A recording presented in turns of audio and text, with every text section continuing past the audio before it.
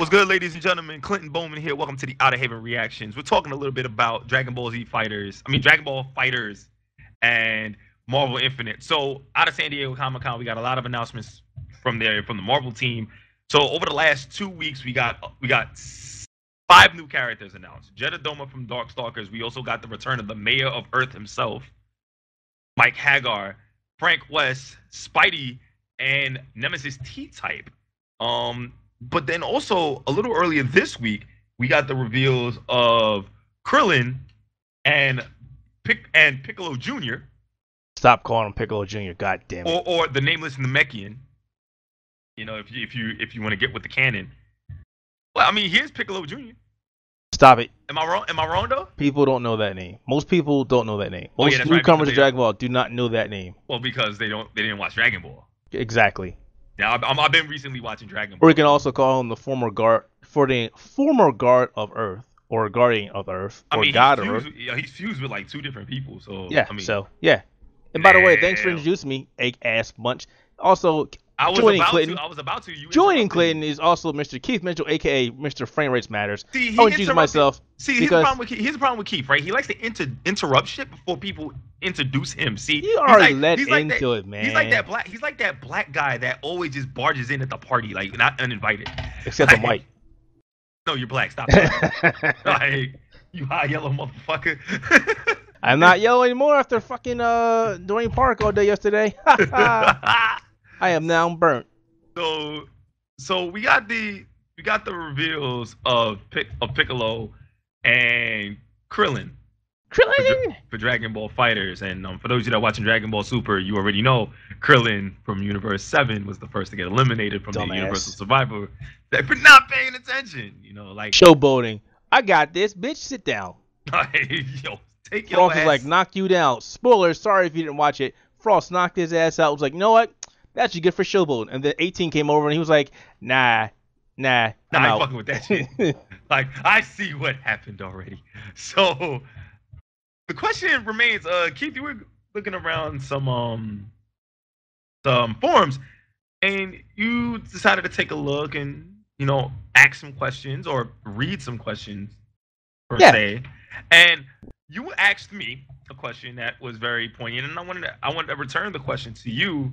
Do you think that Marvel Infinite and Dragon Ball FighterZ are neck and neck, or do you think that Dragon Ball FighterZ, as in right now, can actually overtake Marvel Infinite, seeing that the disappointment from Evo really is prevalent, even though we did get the fact that the Mayor of fucking Earth is back in the game? So again, yeah, that was the question. You know, what does Dragon Ball bring to the table that Marvel has already done, or vice versa? You know, what can make one of these two games have a one-up over each other?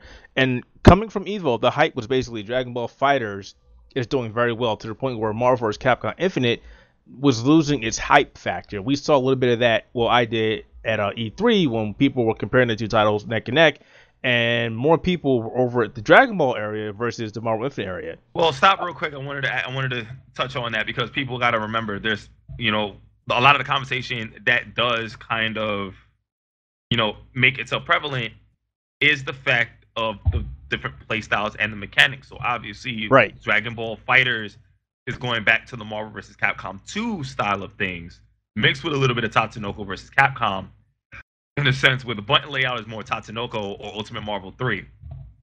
And the assist system is a little different from Ultimate Marvel 3, where certain assists are quicker and certain assists are slower in a sense. Plus, there's also a lot of the anime mechanics such as tracking systems and semi-dust mechanics from the Guilty Gear side of things. So we'll pause that for a second. So explain that to people who aren't familiar with that style of play.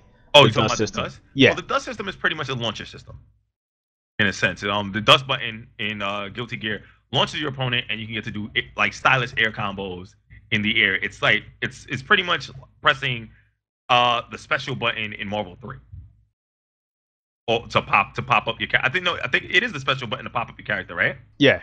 Yeah, so it's like pressing the special button to pop up your character in your Marvel 3. Basically, it's called your launcher. Launcher button. Right. The way launches work in Marvel are a lot different than the way they work in Guilty Gear launches. It's like raw. It's like a raw attack, completely raw attack, and it puts you into a special thing. Launchers, you can do it raw, but it's not the safest thing to do. You can do it extending out of a. You can do it more extending out of a combo, and it's safe that way. Marvel Infinite is going back to the MVC2 style of the MVC1, excuse me, Marvel 1 style of things with a little bit of Marvel superheroes mixed in the middle. So Marvel superheroes versus Street Fighter mixed in the middle. So for those of you that don't remember Marvel superheroes versus Street Fighter, your second character can come in as an assist if you press the medium buttons, both medium punch and medium kick at the same time. Mm-hmm. With this one, you just press one button and it's free control of the character. It's not an auto. It's an auto switch similar to I want to say I can't remember the technique in Tatsunoko, but we'll get to that later. So it's two different styles. A lot of people have said that Marvel Infinite is a lot slower than Marvel 3, and I can see why. And Dragon Ball FighterZ brings that speed that Marvel 3 is, that speed and that madness that Marvel 3 is known for, and equates to hype. So, Keith, back to the question, is Dragon Ball FighterZ in a better spot now? I would say Dragon Ball FighterZ, at least for right now, and I'm only saying right now because Maximilian Dude is saying a lot of stuff right now. He's out there saying go Comic-Con. He's talking about he had a chance to check out Infinite, and they've made a lot of changes to it. People have been asking to change it. And if you watch EVO 2017, you notice that they fixed, Chun-Li's little messed up nose job, and they've gone on to change a couple other things. So we can only speculate. Maybe they made the game a little faster. We don't know. Max isn't saying. All he says is the game will be on the floor tomorrow for people to check out. That said, going back to Dragon Ball is in a unique position right now because it can unite the people that are used to Ultimate Marvel vs. Capcom 3. It also helps people who've played BlazBlue or ArcSys games. And also, a big one here is it also brings in the anime community. Yes. As you know, the anime community and the fighting game community, or even though they're still within the same thing as far as fighting games, they don't consider themselves to be part of the same genre. Well, I can tell you why. Well, wait a second. So I'm saying I was gonna tell you why, but I wanted you to continue first. Right. So you had your games like perfect example is like Persona 4. Ultimax. Ultimax. I was going to call it Arena Fighter, but it's Ultimax now. It's still a fighting game, but it's considered more anime than an actual fighting game versus Street Fighter. Street Fighter, obviously, is a fighting game or a game that's widely accepted in a fighting game community. Now, here's a good question, because I haven't followed this one. What about Underbirth? What about UniIL and all those other games? Yeah, Multi Blood. They're fighting games, but they're considered anime fighting games. Because it is okay. So the difference between the anime fighting games and the straight up Capcom style fighting games, and even the Tekken fighting games, is mechanics, obviously. So what about the games just added to like the SNK games? The King of Fighter games. Well, the King of Fighter game is more closely related to Street Fighter kind of stuff. What about Mortal Kombat? Mortal Kombat. The NetherRealm style games. Yeah. Well, they're still mostly closely related to Street Fighter games in a lot of ways because it still holds a lot of the mechanics of Street Fighter games, like no air blocking, no air dashing, etc., etc. So, like literally, if you see King of Fighters, there's no air dashing. You see Tekken, they're sidestepping in the 3D fighting game. Same thing with Soul Calibur and Dead or Alive. And then you have the anime games where there's a lot of air dashing, a lot of air teching, burst mechanics, and all that kind of different stuff. The thing about also is with the anime versus the Street Fighter community, the anime community tends to be older than the Street Fighter community in terms of age. Older and more well off financially to a degree. Are you talking about the people that make up the community? Yes. Remember, we know people in the anime fighting community, and this is stuff that I've seen. This is stuff that I've actually seen. Yes, there's obviously going to be those that they don't really have the money, and they don't really work. But a lot of them are older with families, and the older with families have real jobs. And so where would I fall? Because I don't really play the anime fighting games. I like the Street Fighter games, the King of Fighter games, the Killer Instinct games. The I'm just saying but this is the competitive community. I'm not talking about like us. The competitive community. Like you see a cat like I can give you a cat like Smug who goes to school. Who works and who busts his ass in Street Fighter just as much. There is that cross. Both has unique, but you see it more in it. You see it more as opposed to like with Street Fighter, where like shit like streaming this game is their bread and butter and their life. Okay. You know what I mean? So, but that's another time for another story. But let's get back to the game, because that was like a tangent that I should not have even gone. But we don't do tangents here, remember? I never said that. I'm just saying it should never went on. Come on, go ahead. I think that Dragon Ball FighterZ has the hype because Dragon Ball is back in the public spotlight again. Well, not just yeah, exactly. Not just with the game, but with Super. Super it's doing very well. In the beginning, it wasn't doing so good, but it's doing well, and it's still riding off the coattails of Dragon Ball Z, which almost everybody in the United States know what Dragon Ball Z is. I mean, that's the beauty of it. That's where like Street Fighter isn't really relevant in popular culture anymore, as much as it used to be. Oh no, not at all. With Bandai and Arc Systems, we're taking advantage of Dragon Ball Super's popularity, and the fact that the English dub is now on Toonami, and it's the perfect storm, by the way. Oh, I cannot watch that on Toonami. I'm sorry. It is well, you got used to the Japanese voices. Yes. That's why. Even the female Goku. I still love me some Sean Schemmel and Chris Sabat. I'm sorry. You know what I'm saying? Yeah, but when I watch Dragon Ball now, it's the Japanese voices that are in my head. Keep me out of this. I like, and obviously, if you're a fan of Frieza, you love yourself some Chris Ayers. You go when you take a look at it from a whole aspect. Dragon Ball is in the public eye. Marvel is kind of like in the public eye, but with the Marvel games, it's like, well, where's all the characters that we are used to in the Marvel universe now? I mean, yeah, Iron Man is there, okay, and Iron Man and Spider-Man is there, but we still like there's still that disconnect. We're like, we don't want Gamora. Who the fuck is Gamora? Well, exactly, and that's the whole thing that we talked about before, and I joked around with people on Reddit and NeoGAF saying that this isn't Marvel versus Capcom. This is the Marvel Cinematic Universe versus Capcom. This is exactly what it is. Right. It's the same thing when they went back and said, well, we don't have X-Men in here because nobody knows who the X-Men are. And I'm like, nobody knows who Wolverine is or Jean Grey or Cyclops. Well, to be fair, nobody does really know anybody in the pop culture kind of deal. They don't really know anybody but Wolverine. Like, I disagree. I disagree in pop culture, yeah. Wolverine is literally I totally the disagree. go-to. He is big. You'll disagree because of your comic background. I have a similar comic background. I'm looking at it from a popular culture, average person kind of deal. Yeah, they only really know Wolverine right now, with the short attention span that people have now. I remember characters like Cyclops not being a bitch, and, Gambit being a playboy, and Jean Grey. Hell, I remember the Dazzler. Just Dazzler. And she's still relevant. She's still relevant. I remember Dazzler. I remember Storm and her God knows how many different forms and incarnations that she's done. She's only actually had a few. I know, but it seems like a lot, right? I don't know. I know Shadowcat. Kitty Pryde. She doesn't use that anymore. Come on now.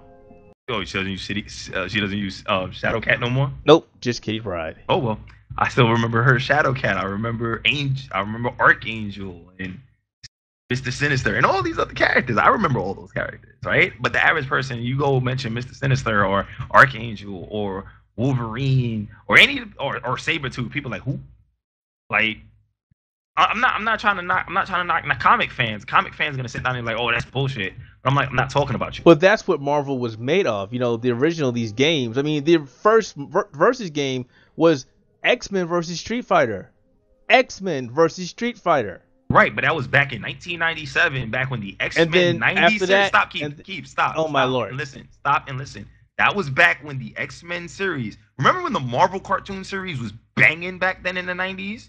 It was alright. I won't say banging. No, it was banging in terms of like everybody was watching it. If they weren't watching Mighty Morphin Power Rangers or Power Rangers Zeo, they were watching the Marvel stuff, like Spider-Man and X-Men and Iron Man and Fantastic Four and the Marvel Action Hour. That's the stuff they were watching back then. So, it made sense to include characters like Iron Man and War Machine and Hulk and all those other characters. Hell, even Blackheart sort of made sense. No, he never made sense. He never made sense back then because Blackheart was featured in the Marvel stuff, in the Marvel animated stuff back then. So it made sense because what they knew back then. Right now, do we really have an X-Men cartoon that's present? Not really. No, because the last Disney killed them off. No, we did the last one we had, which was really good, Wolverine and the X-Men. Do you remember that one? I do. What happened to it? Like it just disappeared off the face of the earth once Disney killed it. Disney killed it. Exactly. Disney's like, you know what? We ain't got time for your shit. So I get where they're coming from when they say nobody really knows who the X-Men are. I get that. It happens. I mean, we're going off.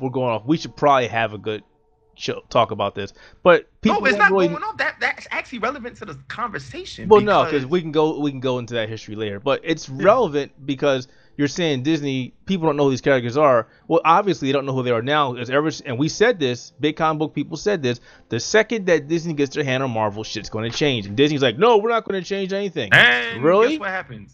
You change. You lose the Fantastic Four. You lose the Fantastic Four license. You lose the X-Men license. Yeah, you lose the X-Men license. Use the Fantastic Four license. Let's see what else that's there. So obviously we ain't getting no Super Skrull because Super Skrull was the shit, right? Exactly. We're not getting any. We're not getting a Human Torch. No Bank Grim. No more Doctor Doom. No more Doctor Doom and any of their characters or any of their villains. Even though Doctor Doom is now in the regular Marvel universe, like no, he's not. But back to all of that. It's just. It's relevant. Now, Dragon Ball FighterZ has the advantage because Bandai and Toei own the license. Right. So Bandai owns the game making license. Bandai Namco owns the game making license. Toei completely owns Dragon Ball Super, Dragon Ball Z, all that shit. It's not anything that can stop them from including whoever the hell they want. Like I said, if Toriyama deems it fit and he goes to Arc System and Bandai Namco says put Arale Norimaki in the game, they're going to put Arale Norimaki in the game. No, we don't need another Dan. If they who was that one cat who was in Marvel versus Marvel? Norimaki. Was it him? Yeah, from the Japanese Marvel superheroes. Yeah. Yes. In the Japanese one, well, that was Japan only because Japan. Yeah, but I got that copy because of that. It was fun. I'm just saying, like, if they see it fit, I'm like, we can see characters like Devilman. We can definitely see characters like, I'm going to the Dragon Ball Tao Pai Pai. We can see characters like the Crane Hermit. See, there's a problem with that though. I mean, certain characters they don't want to go too obscure because people are like, who the hell is this character in my game? The same thing that goes back to the Marvel. So I don't think they would go that far back. I mean, I'm just saying, in the relevance of Dragon Ball FighterZ, there's more control over that than there is for Marvel vs. Capcom. Because Capcom be like, yo, can we get some of the X-Men characters back? Can we get Rogue back in the game? And Disney will be like, no. Yeah, see, it's a damn shame. I'll say this and I'll leave it alone. As someone who grew up watching all these shows and someone who read all these comics, it's a shame that this is happening. That the legacy that built Marvel is pretty much going the way of the Dodo or the Dinosaur or hell, even Common Sense.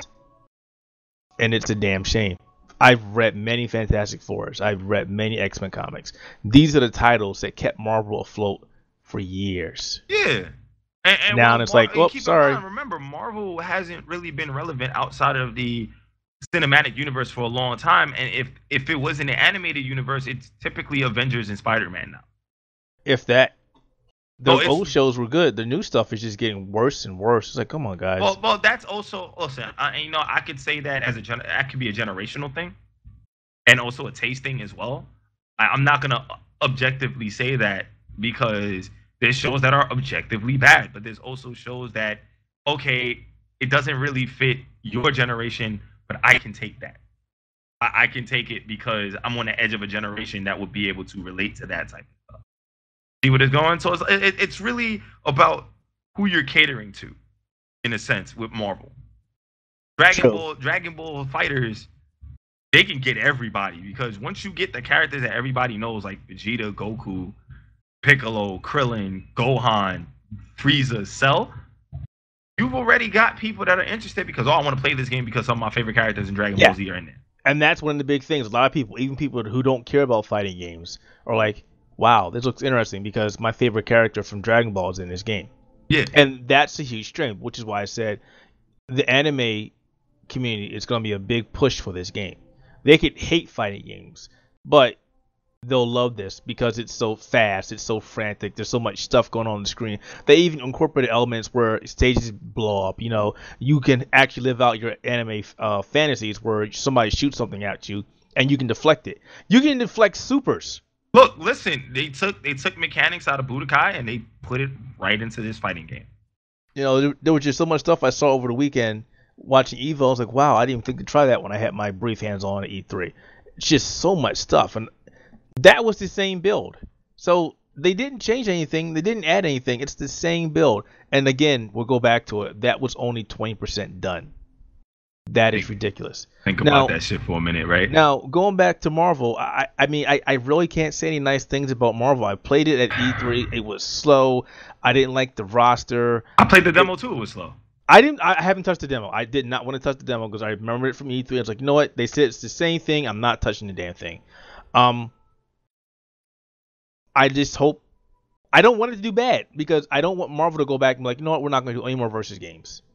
Right. Because I'm still pushing, I'm still hoping, I'm still clamoring for SNK versus Capcom, or Capcom versus SNK. I know it'll probably never happen. I mean, we probably might get Arc Systems versus SNK right, first. Yeah, we'll probably either get Arc Systems versus SNK or Capcom versus Arc Systems. But as we were talking about the other night, I doubt we'll see a Capcom versus any other outside company. Well, let's round this back up and end this on it with a nice little bow. I think the agreement between us is that Dragon Ball FighterZ is in a better spot now than Marvel Infinite is, even though Marvel Infinite is slated to release in about 2 months. I will say they were in a better place as of Evo. Right. Because we're right in the middle of San Diego Comic-Con right now. And over the years, I've come to learn to trust Max and listen to what he says because he doesn't really steer the community wrong. He is a great personality, the hype man, and he's up front. He tells you he don't like it, he doesn't like it, or think there's something good about it, then it's something to ponder on. And he's saying that it's looking better and they've got some stuff coming tomorrow. Yeah. So we'll have to wait and see what happens when people get their hands on a game and the reception from that. You know, we don't have access to San Diego Comic-Con, but hopefully, when does Marvel come out again? Marvel comes out on September 19th, so in about 2 months. And E3 is it'll be before E3. I'm sorry, it'll be before New York Comic Con. It'll be a month before New York, less than a month before New York Comic Con. No, what really would be nice, and What's I up? didn't check on it. I need to go back and see if they actually come to play NYC. I highly doubt that. Because hey, there's a lot of big companies coming. I'm gonna check that out while you do your cap off. All right, ladies and gentlemen. So, do you think that Dragon Ball FighterZ is in a good spot? Yes. Do you not you? Do you believe that Dragon Ball FighterZ is in a better spot than Marvel vs. Capcom Infinite? Make sure you leave your comments in the comment section below. We'll come back to this question another time and entertain your thoughts on this matter. Make sure you like and subscribe. You know, if you like this video, give us a thumbs up. If you didn't, make sure you do the needful and let us know why in the comment section below. I'm Clinton Bowman. He's Keith Mitchell, and this has been the Outerhaven Reactions.